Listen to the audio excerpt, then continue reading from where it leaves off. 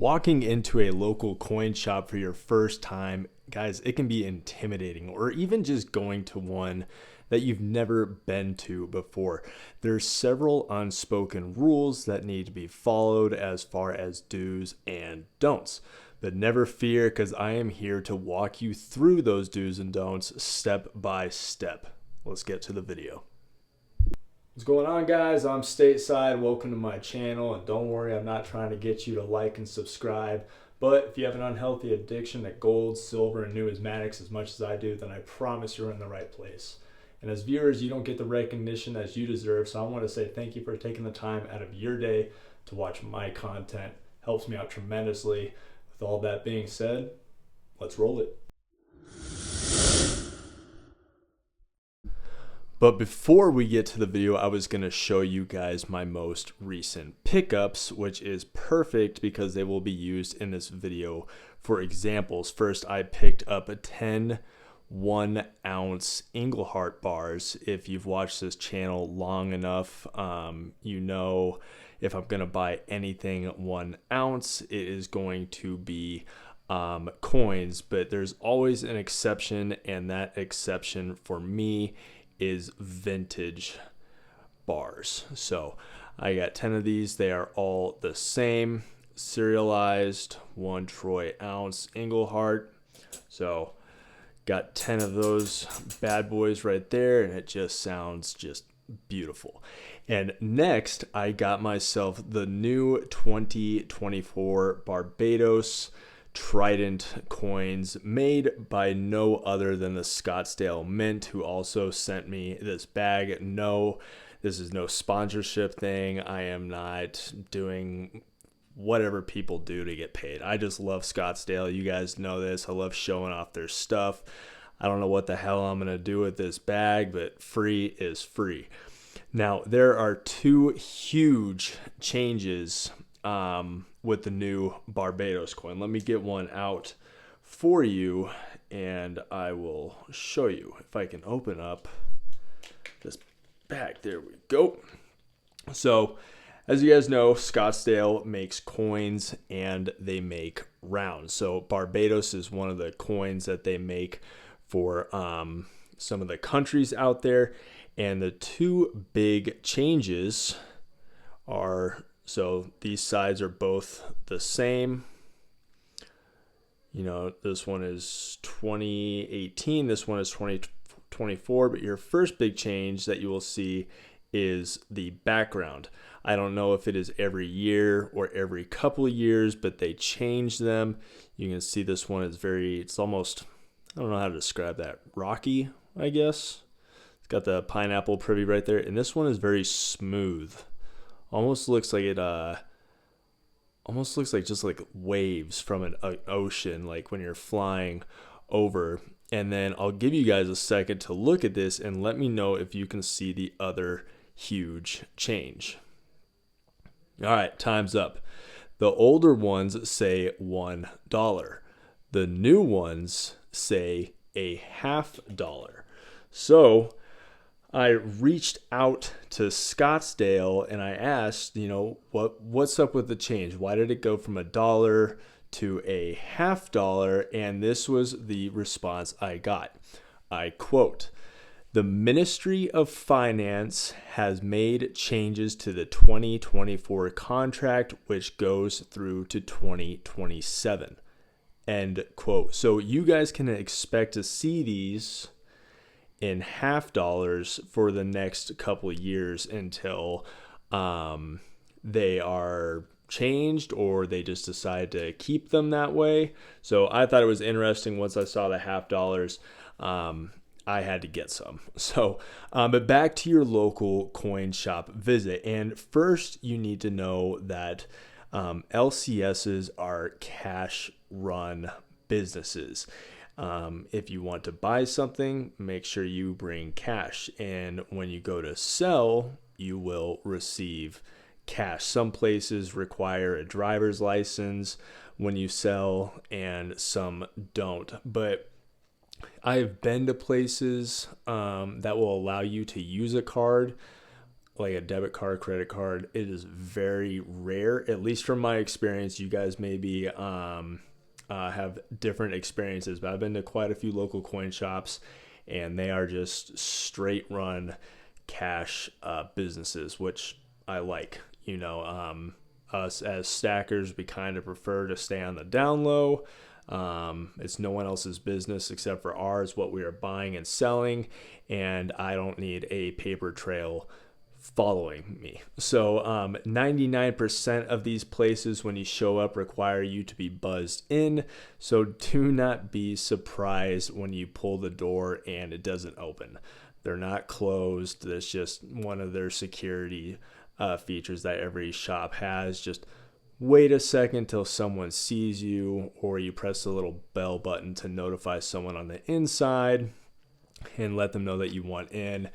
They will hit the buzzer. You'll hear it. You can then open the door right there. So I'm very excited I got those. I own some Johnson Matthey ones, but I did not have any Englehart ones except for this 10 ounce bar. So I'm a little giddy about those 1 ounce bars.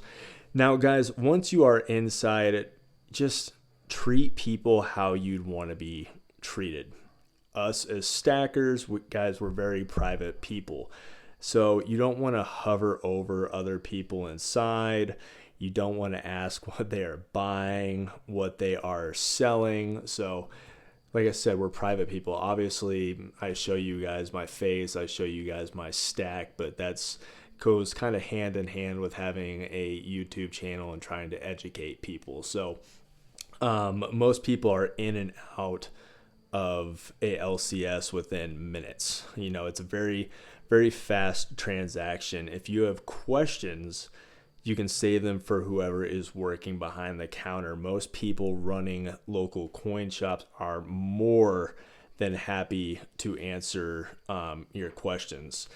I've been to local coin shops for the first time, and I can sit there and talk with the owner for 10-15 minutes before I even buy anything, just chatting with them about how the economy's going, what his favorite coins are, his favorite rounds, how often he gets in new inventory. So they're very open to you once you get in there and you start talking with them. So don't be afraid to ask to see something you like when you get in there.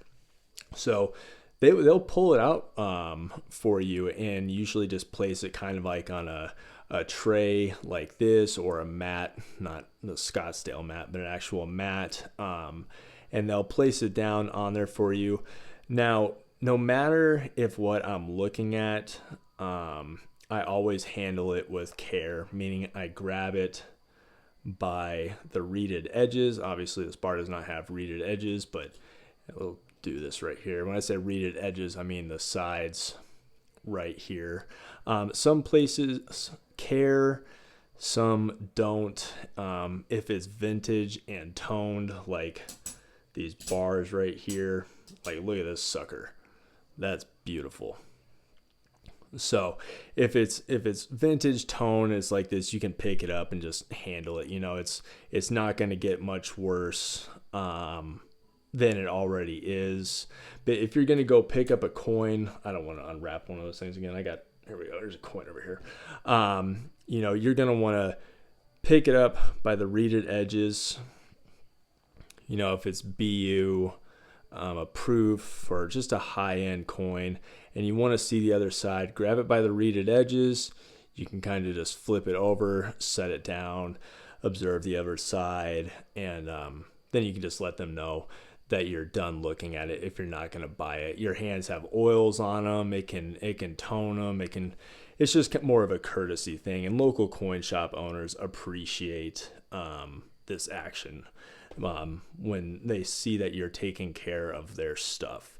So that is how you would handle your gold, silver, platinum coins in a local coin shop, or whatever you're deciding to look at. Obviously, if you're looking at a slab, it's okay. The coin is protected buy plastic so you can just kind of handle this whenever.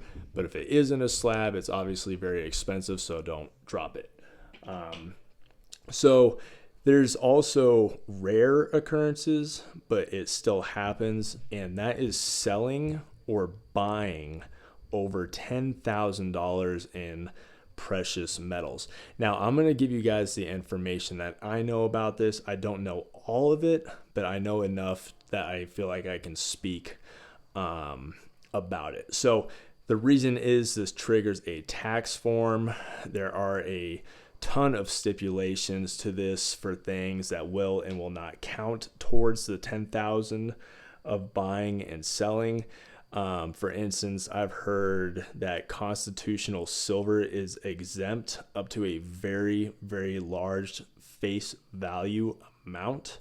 I do not know what that amount is, but I know that it is over $10,000. So you can walk in with $10,000 of constitutional silver and sell it without triggering that, or vice versa, buy that also. American gold and silver eagles also have a stipulation behind them that I am not as familiar with as the constitutional silver. It's just from my understanding. Now, I am not telling you to avoid paying taxes, okay? I will say that again. I am not telling you to avoid paying taxes. I am just telling you that there is an amount that triggers certain forms. I am not a financial advisor, so please do your own research on that. And last but not least, if you have, this probably should be mentioned towards the very beginning of the video, but if you have more than one LCS by you and you know exactly what you want, like you want some American silver eagles, you want some silver rounds, you want some constitutional silver, call ahead. Call those local coin shops, say, hey, what are you asking for over spot on eagles? What are you looking at over spot for rounds? What's your face value that you're doing for a constitutional or junk silver? Compare those prices to other places just so you can save yourself some time and a trip. So guys, if I feel like I've left anything out, you guys are more than free to throw it in the comments. But that's all I have for this video. Like always, I hope you got something from it, and I'll see you in the next.